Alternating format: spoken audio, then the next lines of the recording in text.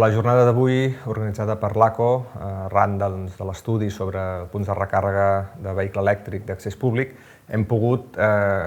comprovar la complexitat d'una qüestió que al final té en origen una disrupció tecnològica molt important, que és l'electrificació de la mobilitat i que per tant té uns objectius de contribuir a la reducció d'emissions de canvi climàtic, però que després a l'hora de portar-ho a la pràctica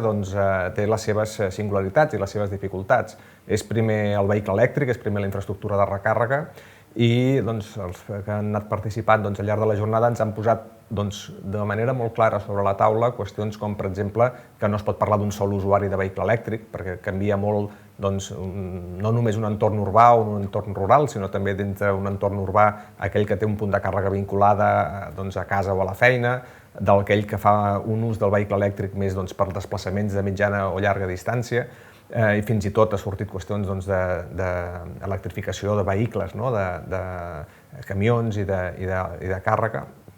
I, per tant, aquesta complexitat de situacions obliga a segurament trobar solucions particulars en les que competeix en un primer moment l'administració pública per haver fet aquest factor de promoció, també l'administració pública des del seu rol de gestió de l'espai públic limitat i en conflicte amb molts altres interessos, però a la vegada també els operadors privats que cada vegada estan desenvolupant un rol més actiu i que probablement acabarà sent el majoritari a l'hora d'oferir aquests serveis de recàrrega als consumidors.